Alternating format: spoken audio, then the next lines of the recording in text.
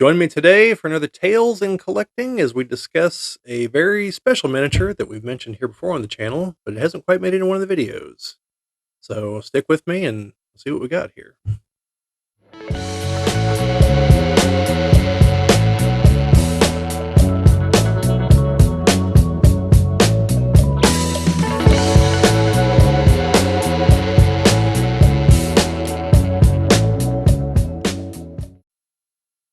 Welcome to the Geek Ball channel. My name's Bob. Today, this is on Tales of Collecting. We're going to be discussing a very particular D&D miniature. This is an older one.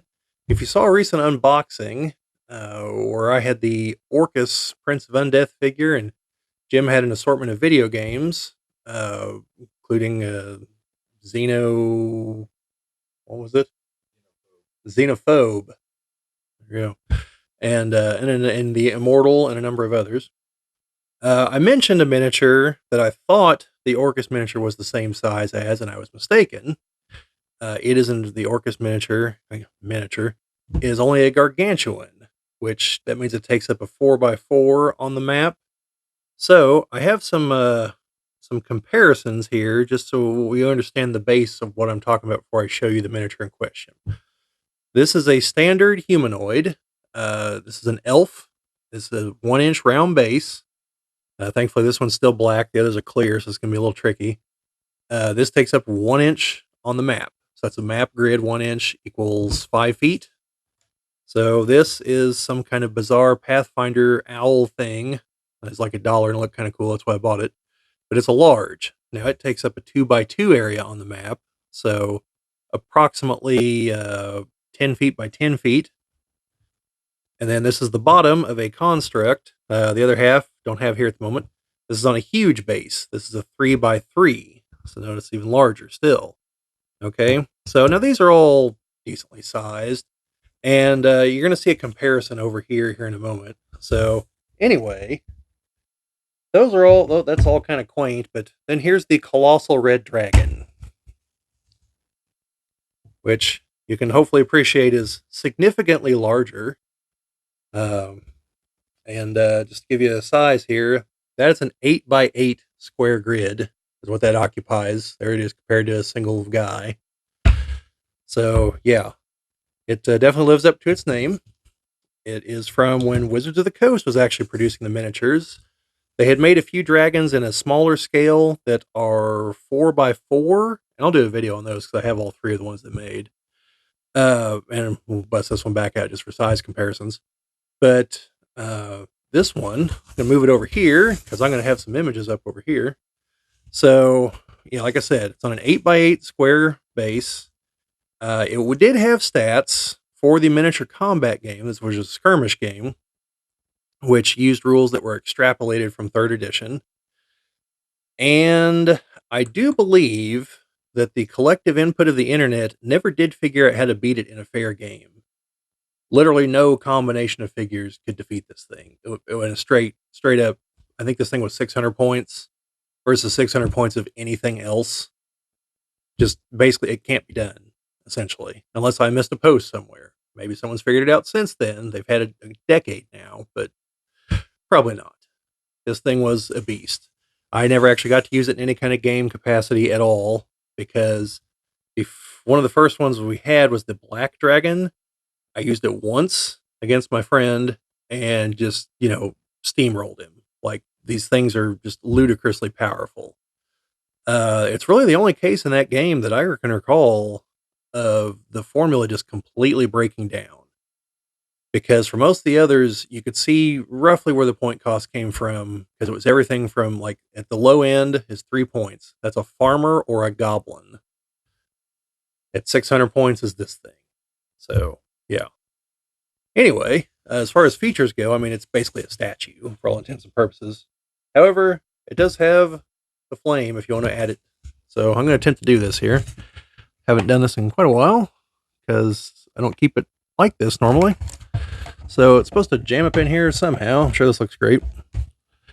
And then it snaps onto the base somehow, but you guys get the idea there. So it looks like it's emitting a blast of flame there and incinerating this hapless bastard. So, yeah. But anyway, this thing is primarily useful for a statue, because the odds of you ever getting your game to the level it's going to take for your players to face something like this and not be seriously fudging it one way or the other is very, very slim. Because this thing would just be some ludicrous level, basically on par with a minor god. Because this is an elder red dragon, I believe is what it would have been in 3.5. Because under 3.5 rules, the older and stronger things got, the bigger they got. And it actually applied to some humanoids too, which is kind of weird. But not humans, though. Humans didn't just like randomly start getting taller and taller or anything. But dragons did. So I don't believe anything like this even exists in 5th edition, at least stat wise. I think it's just kind of like, okay, and then it just gets stupidly powerful, is what the book gets to eventually. Now, WizKids has made another red dragon. This, like I said, this was Wizards of the Coast. WizKids has made a red dragon that is of a similar size. I want to say it's Balagros is the dragon's name. It's not just a generic one, it has a name.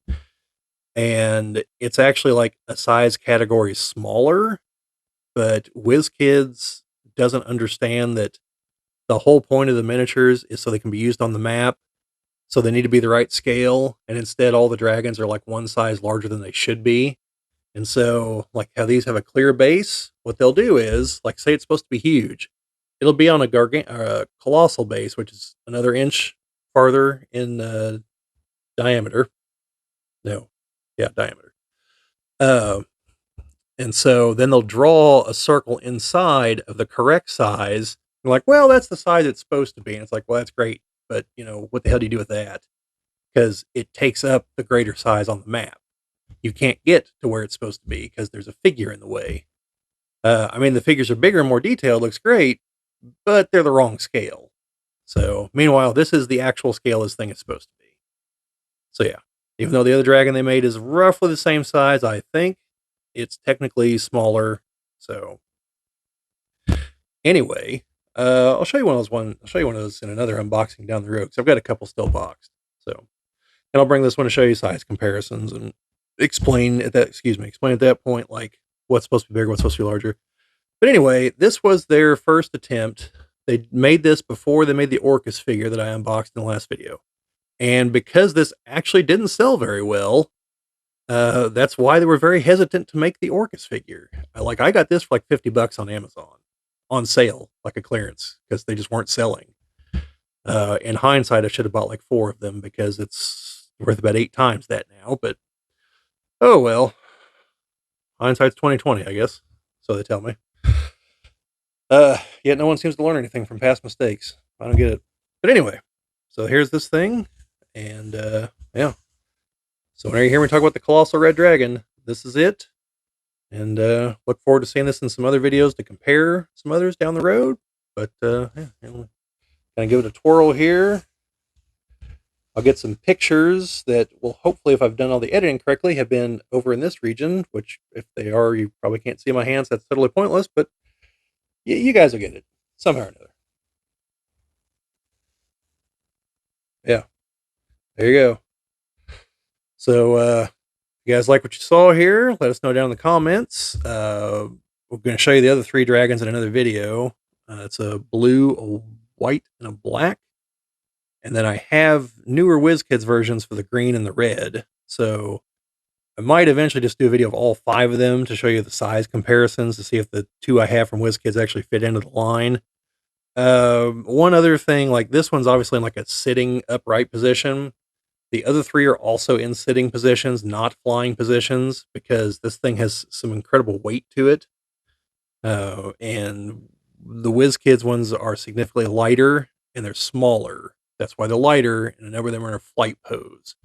And a lot of people don't like that. So, anyway, like I was saying, let us know down in the comments what you think. Like, share, subscribe. I always appreciate all those fun things. Anything else you want to hear us talk about, let us know. But otherwise, this has been another episode of Tales and Collecting, and we'll see you out there.